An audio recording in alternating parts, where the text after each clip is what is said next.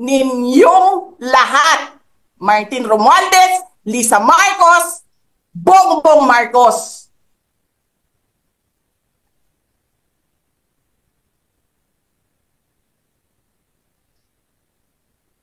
Ginigit-git nyo yung mga tao ko dyan sa envelope na yan. Kasi may kinausap na ako na tao. Sinabi ko sa kanya, kapag pinatay ako, patayin mo si BBM, si Lisa Araneta, at si Martin Romualdez. No joke. No joke. Nagbilin na ako, ma'am. Pag namatay ako, sabi ko, huwag ka tumigil hanggang hindi mo mapatay sila. And then he said yes. So, alam mo ma'am, yan ang lagi kong sinasabi sa Makabayan Blog nung mayor pa ako. Ang laban, wala dyan sa EDSA ma'am. Wala dyan sa mga highway. Ang laban ma'am nandun sa loob ng palasyo. Yan ang problema. Okay, mga kasama, no, sinamahan ni Vice Presidente Sara Duterte itong kanyang executive aide, yung kanyang chief of staff niya, no, na mas malapit sa kanya. Sinamahan niya sa mag-overnight sa Kongreso kasi isinight ng Kongreso ng Quadcom na ito yung makontempt.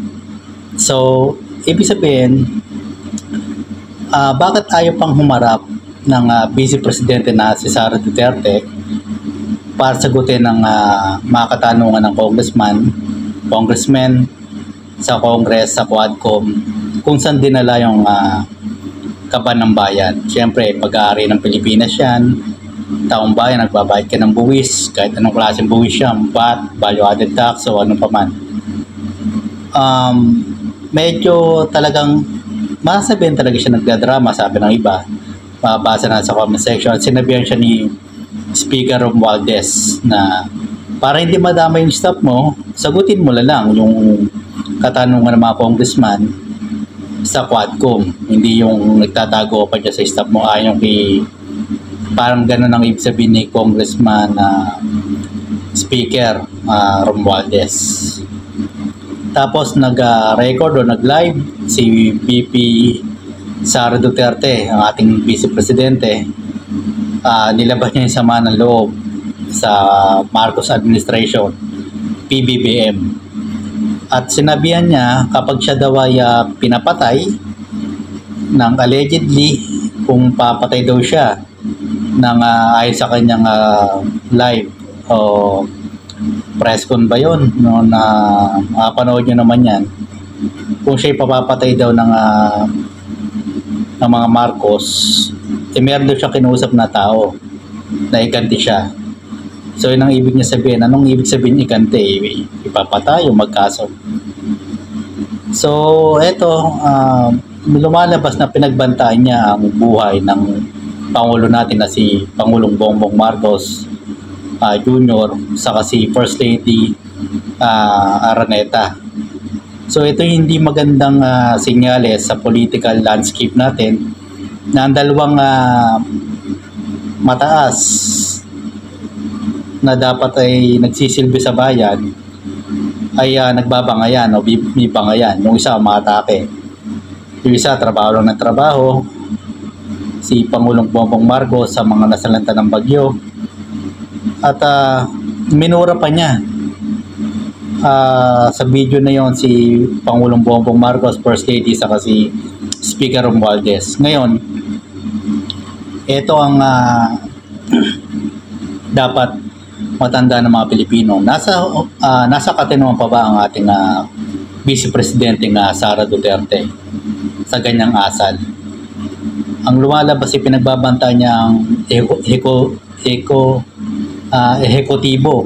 executive. Hindi po maganda yan na isa rin siyang abogada. Tandaan po natin yan. Dapat may magkain na disbarment. Mali ang inaasal bilang abogado itong si VP Sara Duterte Dati nanuntok to ng sheriff na nagpapatupad ng court order sa demolition. Illegal yung ginagawa ng sheriff, sinuntok niya.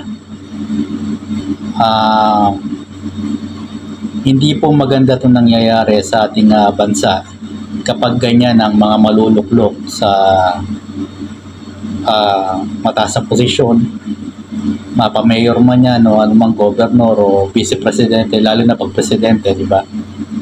Sana sa mga botante, mag-isip po tayo kung sino yung mga iluluklok natin o ilalagay sa pwesto. Kasi tayo rin na magdudusanan. Nakakaya ang bansa natin ng ganyan ang naasal ng mga public servant. Meron po tayong batas dyan tungkol sa pag-uugali ng public servant.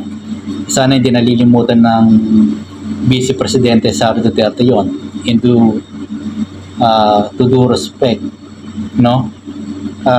Ito po ay hindi magandang senyales sa bansa po natin na ganyan ang inaasal ng mga nanunungkulan sa bansa natin. Hindi na po maganda yan. Huwag po natin gawing normal yung ganyang klaseng pag-uugali. Isipin nyo, nasa City Hall ka, ay mumurahin ka ng empleyado ng City Hall, tama ba yon? So yung pag-uugali ng mga nanunungkulan sa bansa natin, sana naman isipin nila yung kanilang pinagagawa. Hindi po maganda yan. So sana kung ito'y karapat dapat ma-impeach, makasuhan na rin ng Vice Presidente Sara Duterte, basta't ebidensya, wala naman tayong sinisino dito, kasuhan.